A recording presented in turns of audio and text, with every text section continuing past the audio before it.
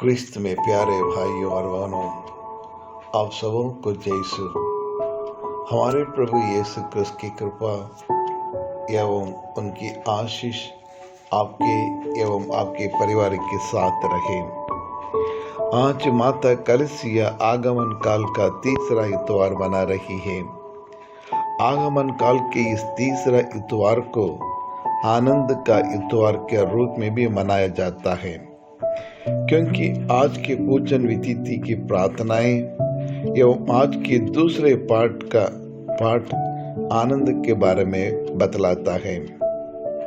आज का पहला पाठ नबी इसायास की भविष्यवाणी एवं आज के सुसमाचार नबी यूहन्ना बपतिस्ता के बारे में एवं उनके संदेश के बारे में बतलाता है। यूहन्ना बपतिस्ता का मूल संदेश है प्रभु का दूसरा आगमन काल के लिए कैसी तैयारियां करनी पड़ेगी। प्रिय विश्वासियों, आज के सुसमाचार को जरा गौर से पढ़ें और मनन चिंतन करने की कोशिश करें। आज का सुसमाचार प्रश्नों का भंडार है, सवालों का भरमार है। आज के सुसमाचार में लगभग 7 सवाल पूछा गया है। हर एक सवाल बहुत अर्थपूर्ण है। पहला सवाल यूहन्ना बपतिस्ता से पूछा गया है, आप कौन हैं? क्या आप एलिया हैं? क्या आप वह नबी हैं जो आने वाले हैं? आप कौन हैं?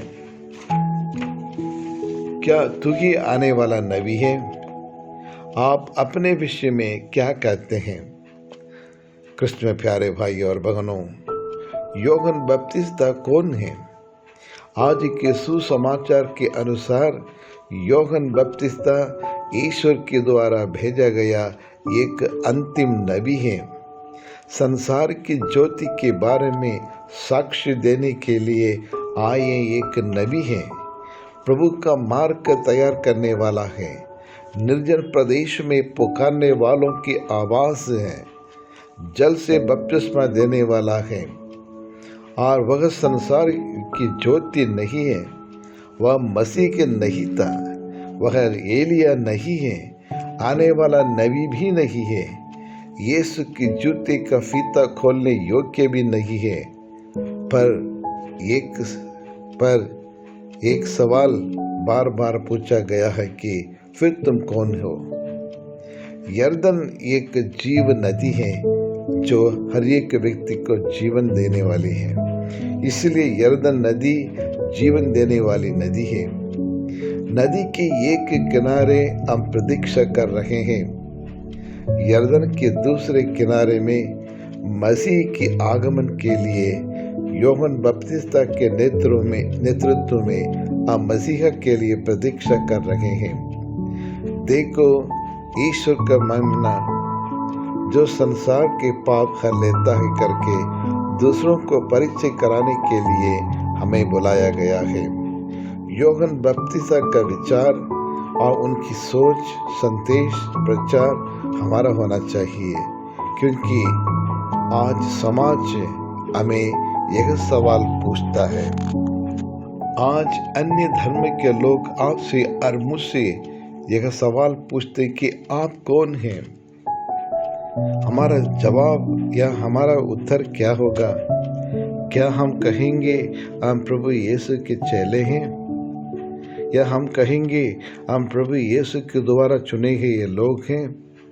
क्रिस्त में प्यारे भाई और बहनों, लोग हमसे यह सवाल पूछेंगे, आपको ईश्वर ने क्यों चुना है? ईश्वर ने आपकी क्यों बुलाया है? तो हमारा जवाब क्या होगा? सर्वप्रथम हम ईश्वर द्वारा भेजा गया शिष्य है और ईश्वर ने इस समाज में, इस देश में और आपको मुझको बुलाया है एक दूसरे की सेवा करने के लिए। हम ईश्वर के द्वारा भेजा गया शिष्य है। ईश्वर ने हमें पूरे भारत देश में और मध्य प्रदेश में, उत्तर प्रदेश में और राजस्थान में, इस प्रकार हर राज्य में और ईश्वर का सुसमाचार सुनाने के लिए, ईश्वर का राज्य को स्थापना करने के लिए और हमें बुलाया है और हमें भेजा गया है। प्रभु का मार्ग प्रभु का मार्ग, सत्य का मार्ग, शांति का मार्ग, न्याय का मार्ग, प्रेम का मार्ग और भाईचारा का मार्ग तैयार करने के लिए हमें भेजा है। और हम में से हर एक व्यक्ति प्रभु के चेले हैं, प्रभु के प्रेरित हैं। और इसलिए बाइबल बताती है, संत योहन सुसमाचार अध्याय 17-18, हे पिता जिस तरह तूने मुझे संसार में भेजा है। संत मत्ती के सुसमाचार अध्याय 10 और 16 में, मैं तुम्हें भेड़ियों के बीच भेड़ों की तरह भेजता हूँ। और संत मत्ती के सुसमाचार अध्याय 28 पद संख्या 19, इसलिए तुम लोग जाकर सब राष्ट्रों को शिष्य बनाओ और उन्हें पिता, पुत्र और पवित्र आत्मा के नाम पर बपतिस्मा दो। विश्वासियों, और दूसरा, we are called to bear witness to Christ. प्रभु यीशु के साक्ष्य बनने के लिए, प्रभु यीशु को साक्ष्य देने के लिए हमें बुलाया गया है। संत मत्ती के सुसमाचार अध्याय 10 और पद संख्या 18, तुम मेरे कारण शासकों, राजाओं के सामने पेश किया जाओगे। तुम मेरे कारण शासकों और अधिकारियों के सामने पेश किया जाएगा और मेरे विषय में तुम उन्हें साक्ष्य दे और उनके सामने मेरा नाम का और मेरे नाम के कारण और दुख सहने के लिए तुम तैयार हो सको।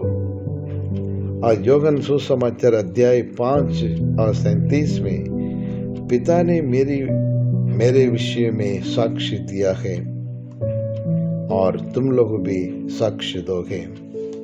जी हाँ, कृष्ण में प्यारे भाइयों और बहनों, क्या आज हम अपना जीवन शैली द्वारा साक्ष्य देते हैं? क्या हम सच्चाई एवं न्याय को और न्याय का साक्ष्य देने के लिए तैयार हैं? क्या आप आज के समाज में, आज के देश में फैली अशांति को दूर करने के लिए हिम्मत रखते हैं? आइए हम मन चिंतन करके देखें। और तीसरा, ईश्वर का सेवक बनने के लिए बुलाए गए हैं। हम में से हर एक व्यक्ति ईश्वर की सेवा करने के लिए, ईश्वर के शिष्य बनने के लिए बुलाए गए हैं। ईश्वर ने हम में से हर एक व्यक्ति को अपना सामर्थ्य दिया है, अपना बल दिया है, अपना अधिकार दिया है, हमें पवित्र आत्मा से अभिषेक किया है ताकि हम अंधों को दर्शन, बहरों का कान, गूंगों को वाणी, लंगड़ों का पैर दे सके, रोगियों को चंगा कर सके, मुर्दों को जला सके, कोढ़ियों को शुद्ध कर सके, नरक दूतों को निकाल सके और ईश्वर का राज्य की स्थापना कर सके। और इसलिए प्रभु ने आपको और मुझको अपने शिष्य के रूप में उनकी सेवा कार्य को जारी रखने के लिए बुलाया है।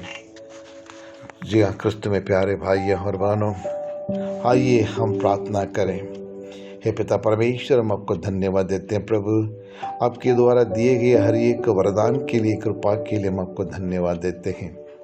और इस आगमन काल में और आपके आगमन के लिए हम योग्य रीति से तैयारी करने के लिए हमें शक्ति दे, बल दे प्रभु, ताकि हम पापमय जीवन को त्याग कर एक नया जीवन को अपना सकें और पवित्र मार्ग पर चलने के लिए हमें शक्ति बल हमें प्रदान करें।